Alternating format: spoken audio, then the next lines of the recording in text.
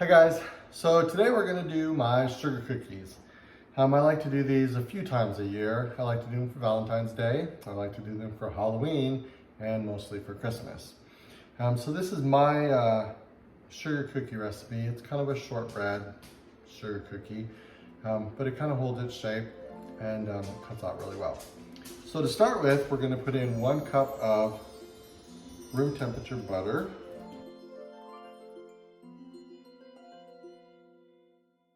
And that is unsalted butter.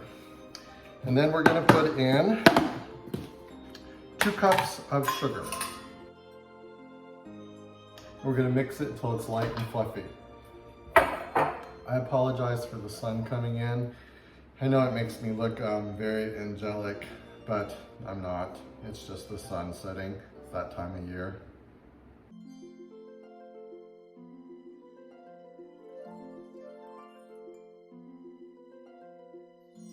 I like to scrape down the bowl a couple times. Make sure we get it all incorporated. Okay, and to that we're gonna add 2 eggs, 1/4 cup of milk, and a tablespoon of vanilla extract.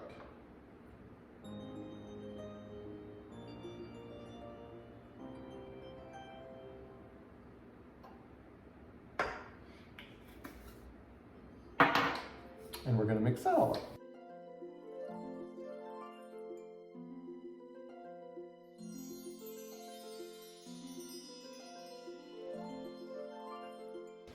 And this one I like to scrape down a couple times, make sure it's all nice and incorporated. While that's mixing some more, we're going to do 3 3/4 cups of flour.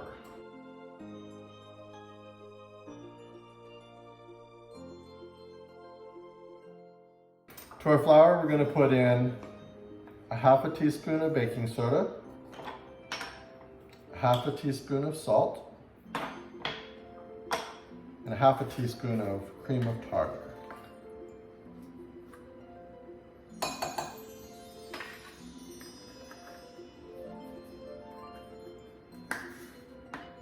And we're going to mix this all together.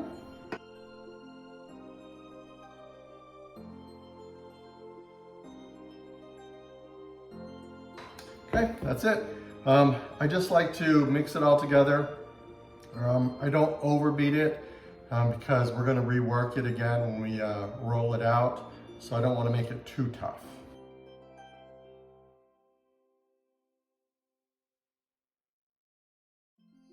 Then we're going to take that and we're just going to wrap it in cellophane. And I'll just generally do enough for just one rollout.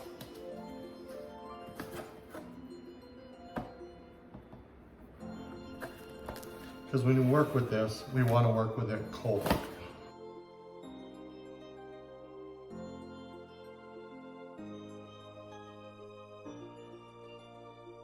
Okay, that's it. 1 batch I got like 3. So I'm going to take these, I'm going to put them in the refrigerator. I'm going to let them sit in there overnight. And then tomorrow we're going to roll them out and cut our cookies. Hi guys, so it's the next day. Our dough has chilled overnight and we are going to cut out our cookies. So out of these cookie cutters, I picked out a bat, a pumpkin, a ghost, some skull and crossbones, a little thing that says boo, and a witch. I don't know how much this one's gonna work out, but anyway. I'm not real fancy and professional. Like, I don't spend an hour on one little cookie. I do have fun doing them, but it does look like an amateur did it, not a professional. So, but they're fun and they're really good. Anyway, so what we're gonna do is we are gonna take our first chilled dough. I left the other ones in the fridge and I've got the oven preheating to 375. And what I do is I take 2 dowel rods. These are probably maybe an 1/8 to 3/16 maybe thickness. I'm not really sure. I've had them for so long. But these are what I use so that my cookies are all uniform in thickness. So I just put those on the sides and I flour my countertop. And then take my cookie dough. I take about half of it. And I flour it. If you remember, it was relatively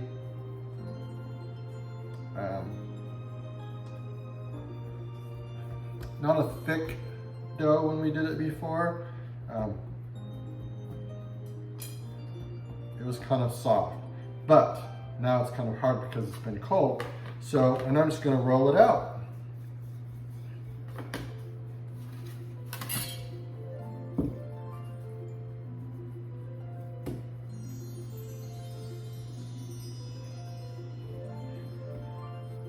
And then with our cookie cutter,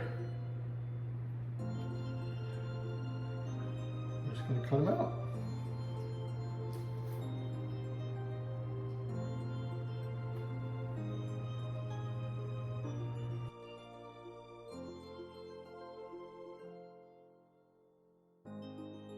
And the main reason I generously flour them is so they don't stick. They come out of the cookie things real easy.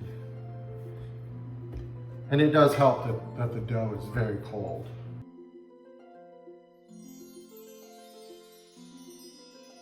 Okay, I'm going to put these back in the refrigerator until my oven has preheated.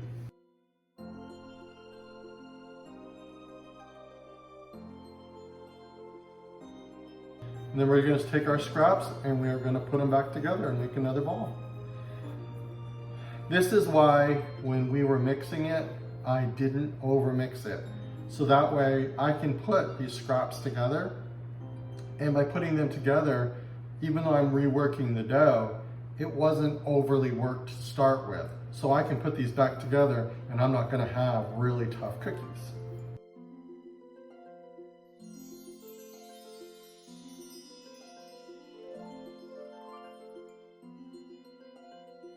Okay, so now when I've done this dough, I'm going to put this dough aside.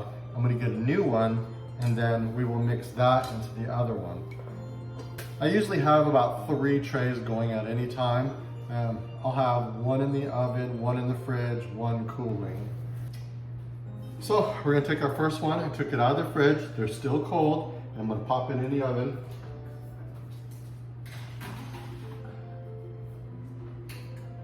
And we are going to cook those for 10 minutes. And that's it, guys. So I'm going to continue doing these. I've ran out of trays. I've got one in the fridge, one in the oven, and I'll put this one in the fridge and keep them nice and cold. When I'm all done, I'm going to show you all the cookies. Be back in a minute. So the cookies are all done. I've got them all baked. I actually have one left in the oven right now. It's the ones that say boo. So at the very beginning, I did 10 minutes. Big mistake. It's so weird.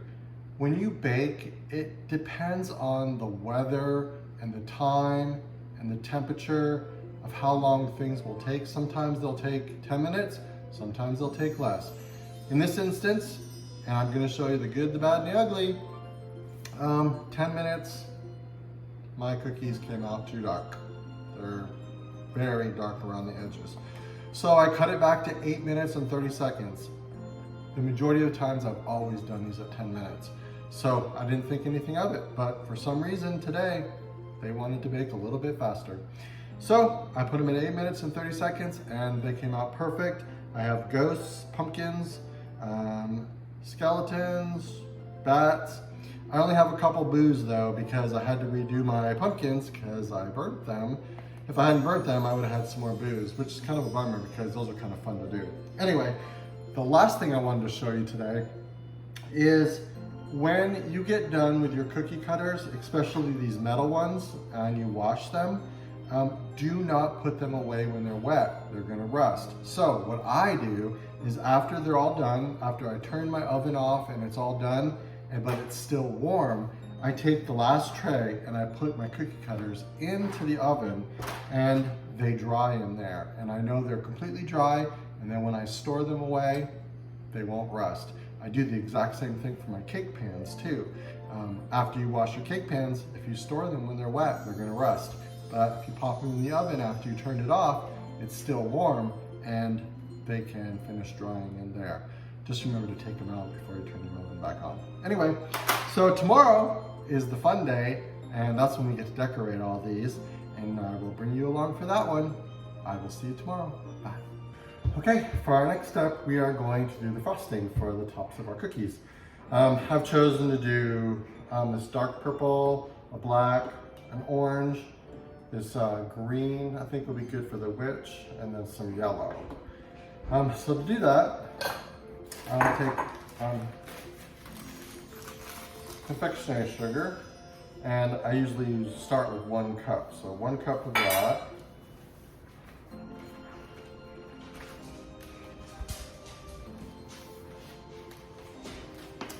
And to the 1 cup, I put in 1 tablespoon of meringue powder.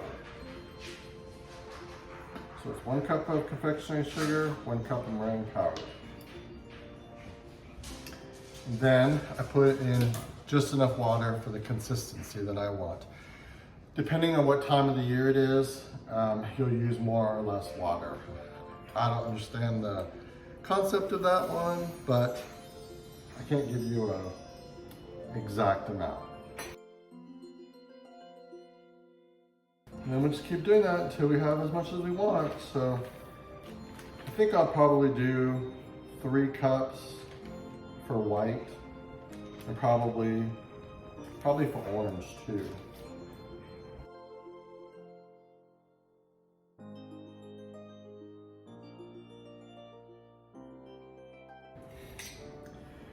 As far as for consistency, I'm trying to think of how to explain it. It's kind of like just an eye thing. So I want it to be wet enough where it falls back into itself and doesn't stay in peaks. I want it to pull back in into the frosting. But I don't want it so thick that I can't get it out of the bag.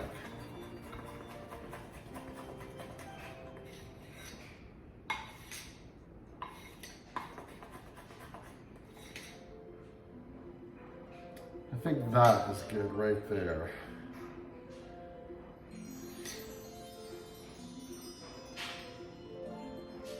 It goes back into it. I think that's perfect. Okay, so that's going to be our white one. I was going to do 3 cups, but I think 1 cup will be enough. Because the only thing that I'm going to use white for is the ghost, so I think this is plenty. And I push it into the bags, just like that. And then I'm just going to roll down these tops. And I'm gonna fold it in and roll it in. And then I just take some tape to close it off.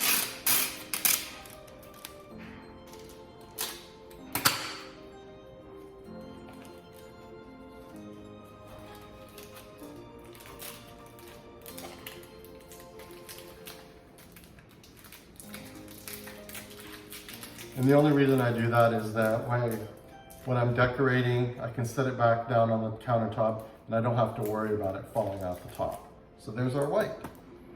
So now we're going to go on to our next color.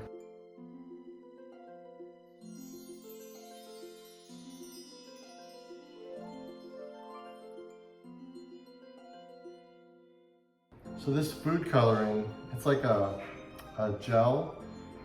They used to come like this, and now they've come into this. These are a little bit easier because you can squeeze out. This you have a little top and you have to just take it out through that way. But boy, those things are hard to get off.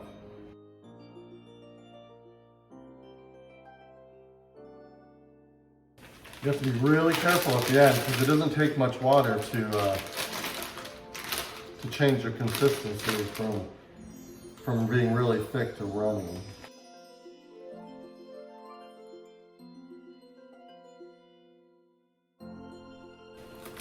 Okay, here's orange.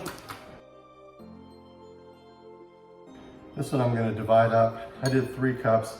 I'm going to divide up the green and the purple.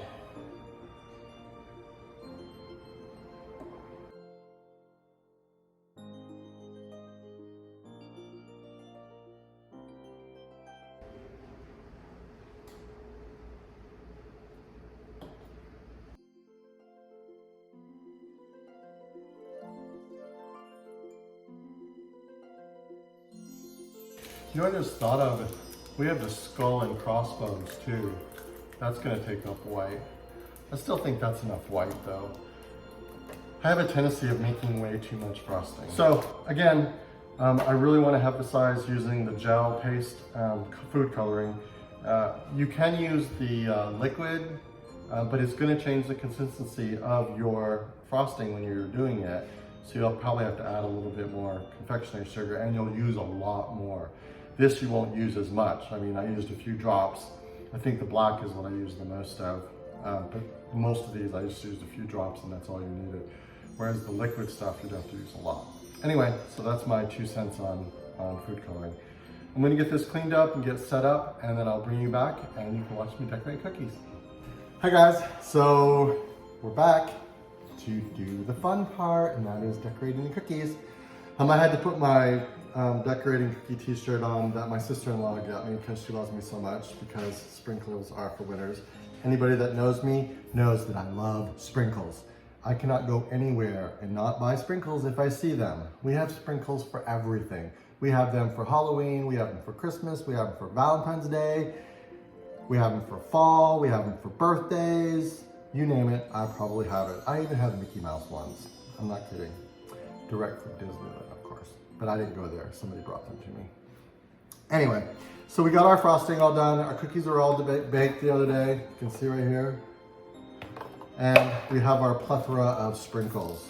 We have bones, we have orange and yellow, we have some kind of other orange and black ones. We have ghosts and bats.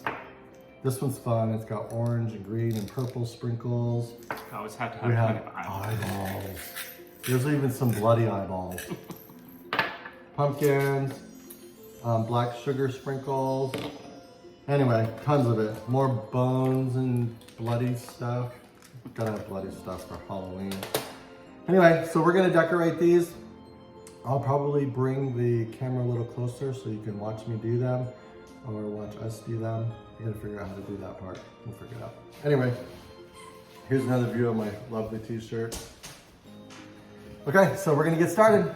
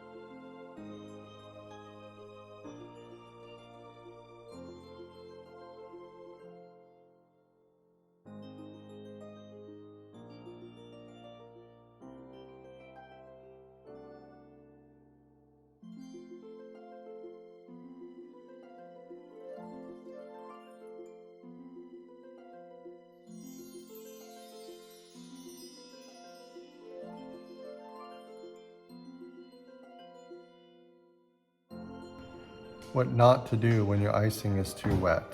Oops.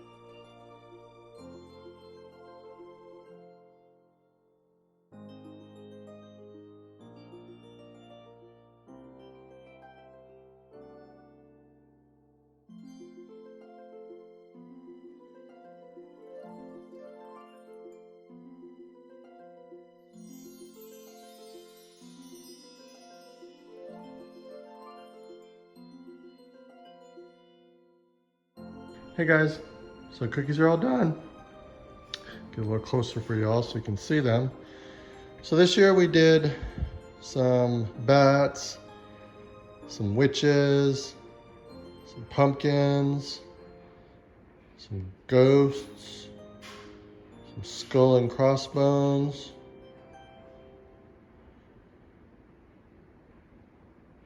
So there you go. So these are not as fancy as the ones that you see some of the professionals do. It takes them hours to do them, though I appreciate all the hard work they put into those. But this is my version, and this is a version that I think that y'all could do too with your family. They're sure a lot of fun, and we enjoy doing them. Anyway, hope you all enjoyed watching the process. Hope you're all having a great day. And I will talk to you in the next project. Bye.